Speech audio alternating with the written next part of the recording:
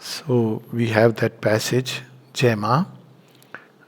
Somebody has asked specifically because nowadays there is a problem going on in Pakistan. So why should we be concerned about problem going on in Pakistan? Generally, people will say because it will impact us, because we are neighbors. But in a certain sense, we should be concerned about all that is going on in the world. Because this world is a single unity. What is happening in Israel and Palestine, you can't say that we are unconcerned about it. When you say you are not concerned about it, there would be groups which will be concerned about it and create chaos and problems. So, and we have to learn to see things as they are. This courage, this truthfulness, this honesty. I think one of the reasons why India has suffered so much is because of selfishness and lack of courage. Long back, I remember after just my MBBS, myself and my friend, we were taking little walk in the Red Fort area. And both of us were thinking that, the big problem of India is selfishness and lack of courage. To call a spade is spade. It's the time when a courageous person will be helped by the destiny. That's one thing about Yogi Adityanath. About people who will be able to courageously say what they really truly believe in. And one of them is that Pakistan is a non-starter. Long back, the mother spoke about it. She has foreseen, given solution to the problem of Pakistan. Then it was not a problem, it was a newborn nation. She spoke about the problem of Tibet. She spoke about Myanmar. And she spoke about East Bengal then, Bangladesh, present Bangladesh. All this foreseen, given a solution. She spoke about Russia and America. And she wanted Russia and America both to come together and India to become a bridge. We cannot think of creating a new world by discarding it. See what is happening now. If you cut off, it has its own strengths. America has its own strengths. India has its own strength. If these two countries come together, 3 countries, it will be so wonderful. We have to think of the world as it is to be. So, that's a big subject. Prophecies, I have taken it elsewhere. Prophecies of Sri Aurobindo and the mother, probably in Hindi. So, today we'll just take up what the mother has spoken about Pakistan. First is when Surendranath Johar once asked the mother about Pakistan. Pakistan outwardly had been formed. So, mother went into a trance. And then she comes out and says, but where is Pakistan? So he said, Pakistan is there. She said, but I don't see Pakistan. There is no truth of Pakistan in the inner worlds. See how the divine will operates. Divine will doesn't operate according to our ideas of democratic ideas and our ideas of things good and bad. No. There is a divine plan, and if human will tries to thwart that plan, it will eventually be decimated. That is the message she gave before the 56. In 55 she gave this message. 1st January. No human will can finally prevail against the divine will. Put yourself deliberately on the side of the divine and the victory will be yours. So often when people discuss even about Israel and Palestine issue. So I ask only one question. What do you think is the divine will? Don't come with your mental ideas. If you know the divine will, speak about it. If you don't know, stay quiet. Your mental ideas are not the arbiters, because many things are happening behind the scene which we don't know have happened behind the scene. Who knows? Perhaps one nation is required to stand up against so much nonsense which is around. So long back she had foreseen many things and spoke about them. She said as the divine would almost laughingly. But those things now we can see happening. And while we are talking about this happened in Balochistan, that happened in Khyber Pakhtunkhwa, that this happened in Pakistan occupied Kashmir, this is happening in Sindh province. Let us for a moment just hear a few words that Mother spoke in 1971. And that's the year she also gave a very interesting message. Men, countries, continents, the choice is imperative, truth or the abyss. So, we'll read this part, what she speaks about. This is in Agenda, the Mother's Agenda, December 18, 1971. So, this goes on and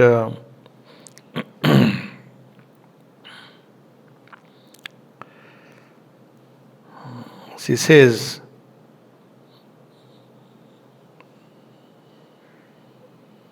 well, they have stopped fighting in the West.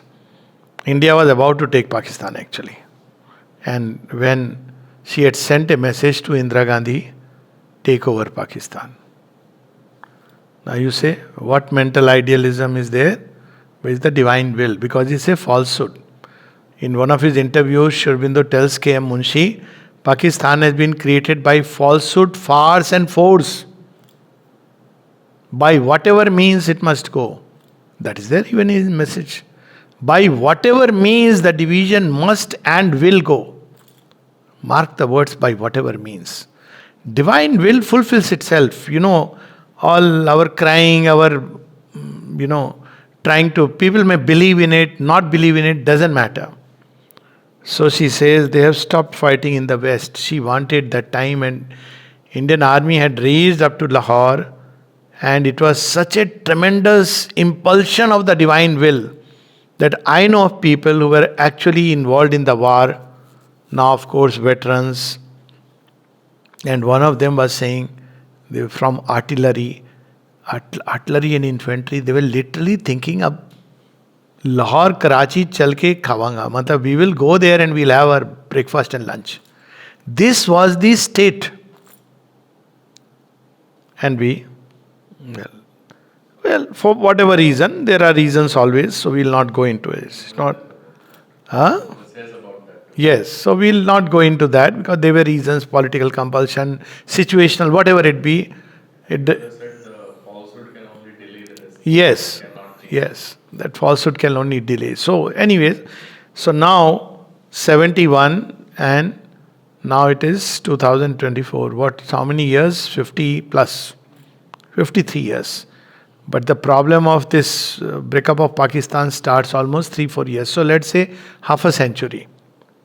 Now she says, on the Kashmir and Rajasthan front, that is the road to West Pakistan, the heart of the trouble,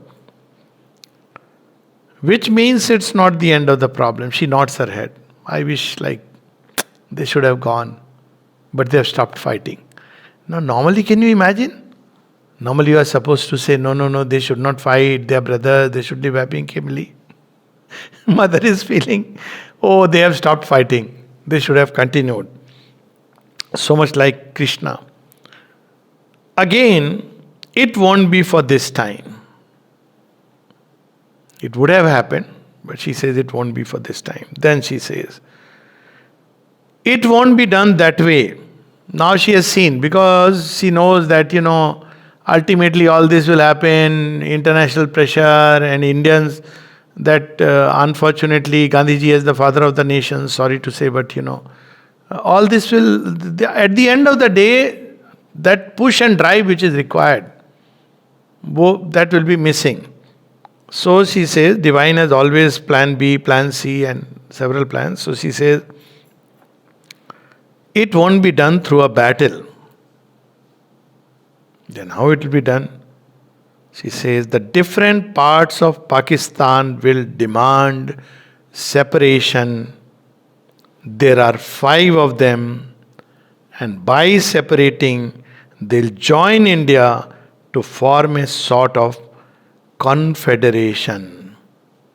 That's how it will be done. Other day in one of the talks, somebody was saying that nobody can see the future. We have so many Baba Vanga and all this comes, no? Nonsense. Here is documented future, seen by the mother, documented, written in so many words, which you see coming true. Even about Tibet, she has said that Tibet will be liberated.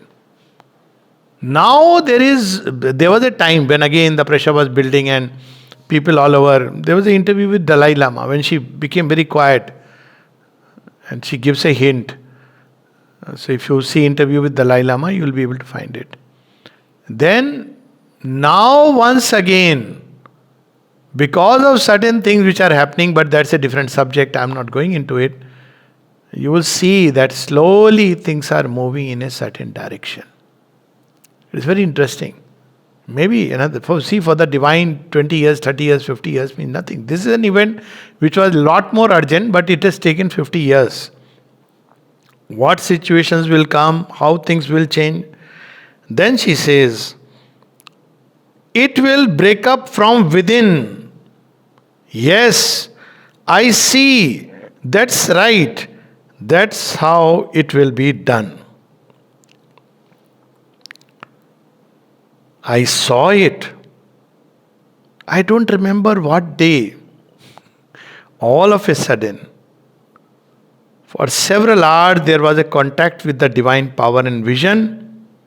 It was magnificent. Things became extraordinary.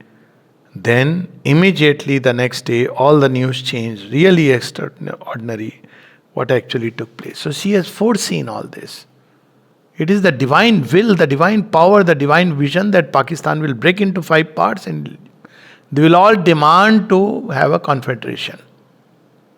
Now some people will say, but then, see, Bangladesh was on the verge of forming harmonious relation with India. What happened now? Just wait and watch. This is the beginning of an end. And that's what is happening now. You will be compelled to join.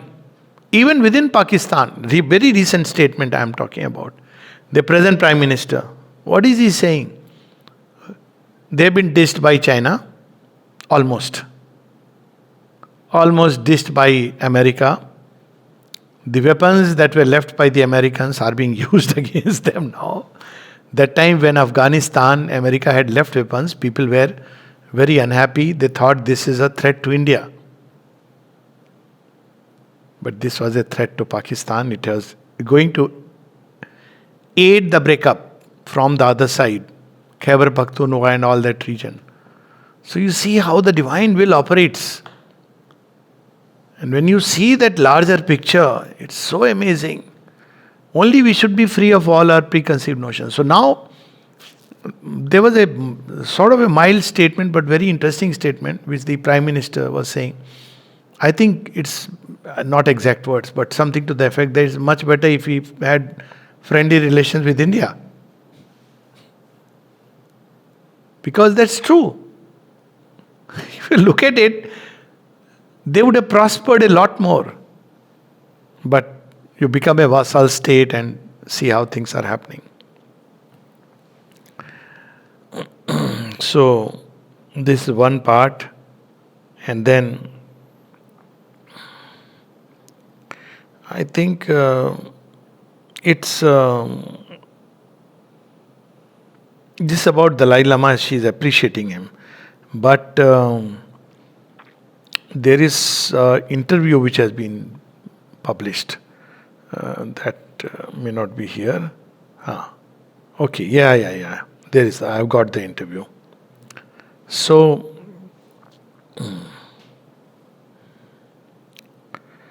Dalai Lama asks the mother,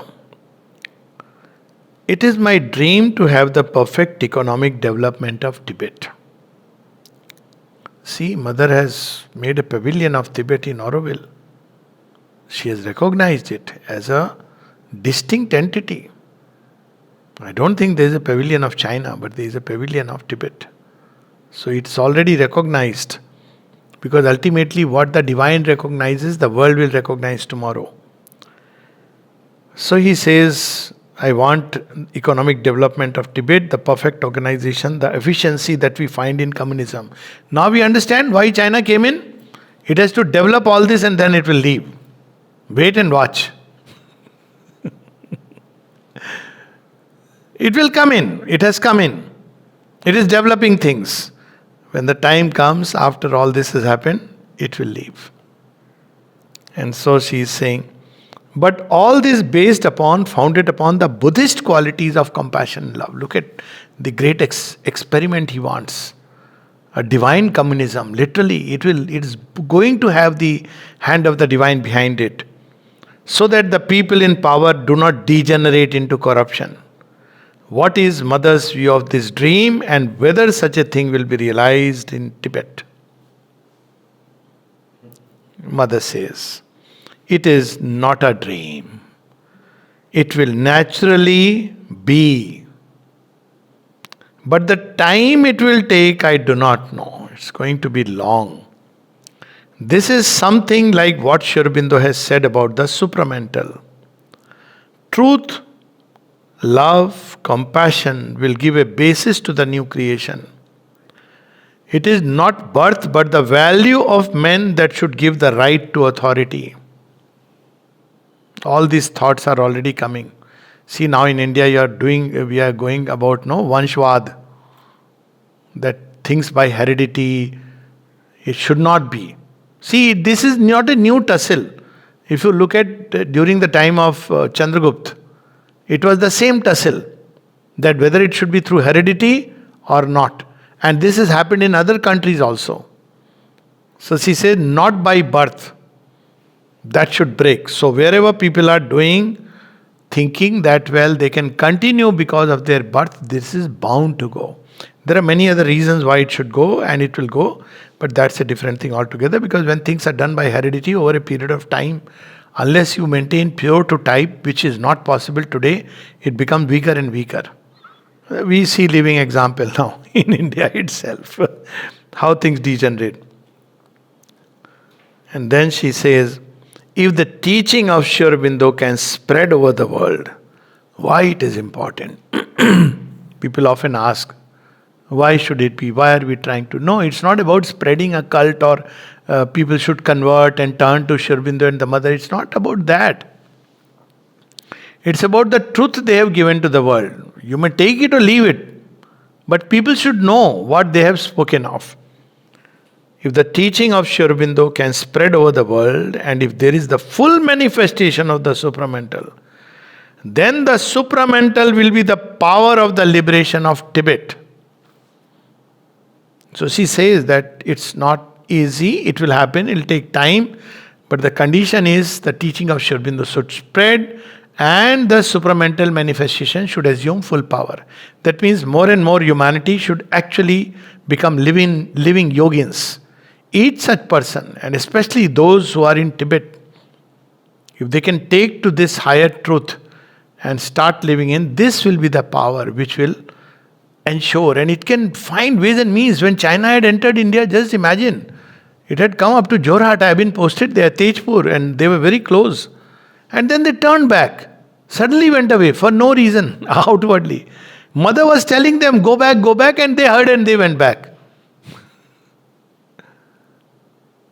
So behind the outer events, what we saw in Doklam, what we are seeing in that Changu Lake and all these areas, basically there is a divine power which is operating. The divine power is the guardian of not only India, every nation. But India has always venerated and worshipped her as Durga, as in different. Therefore, she is working in her own way. And then she says, it is bound to come. It will come. But if it goes as it is going now, it will take hundreds of years.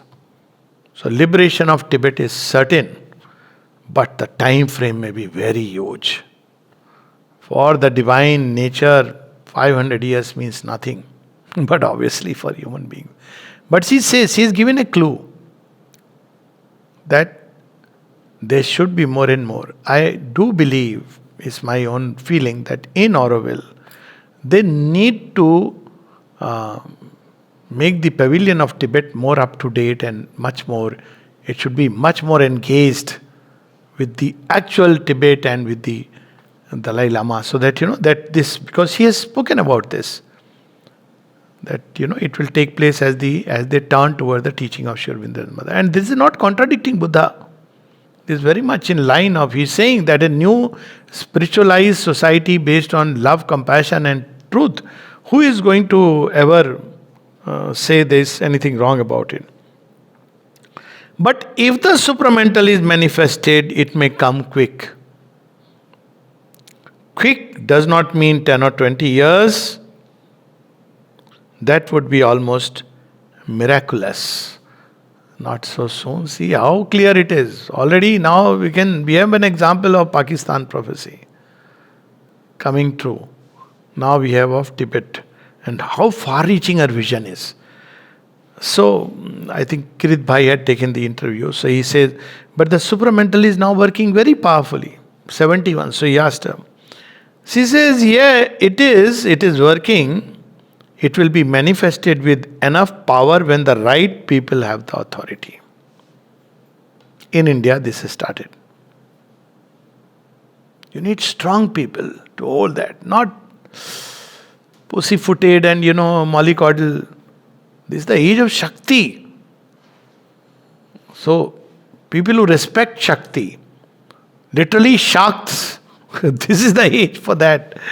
And she says, when right people take. For the moment, it seems that the opposition, the falsehood attacks with full power before dying. Never have men lied as much as they are doing now. It seems the old habit comes spontaneously, but it must be broken. We are at a very, what we could call an unpleasant moment of the history of the earth. It is interesting because the action is very powerful, but I can't call it pleasant. It's going to crush humanity. We are seeing that. But I have told you that already. I wrote it. So then, of course,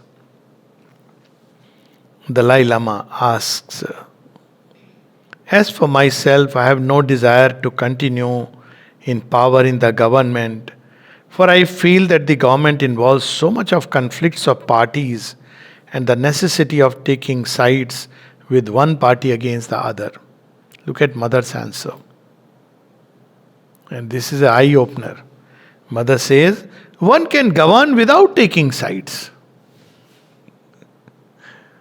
Be aligned to truth. Don't have to be, this side. Why do we presume that we have to take sides? We should be in the side of the divine will, and express it. So she says, one, that is the mistake of all the governments. They reduce their capacity tremendously. But beyond the mind, there is a higher and deeper consciousness. They would find a consciousness in which one can make use of all the capacities. It is a question of the consciousness being broad enough so that each capacity can be put in its place in order to make a general harmony. So then the Dalai Lama says, there is goodwill, there is sincerity among people all over the world, but the number of such people is not large. Will they be able to have an effect to change the conditions of the world? Now what Mother says, and I tell you, it is so becoming more and more evident, at least I can feel it, and this is something which we all can engage in. That okay, all this is happening, where is our role? We have a role. She says, it is bound to change, Only if the people are sincere, it will shorten the time. It will go faster if the people are sincere. That's all. If you are sincere, it goes faster. If you are not sincere, it still will happen. What a great assurance. And then she tells us, and this is our take-home point, which I personally feel we all need to work upon. The first and indispensable step is to stop all falsehood. That she defines falsehood. Falsehood is all that contradicts in us the presence of the divine. So it's a great assurance. Pakistan, round the corner, we are witnessing one of the prophecies of the Mother. She's given many prophecies. And the other one, she has said it may take few hundred years, but we can shorten it. But it is bound to happen.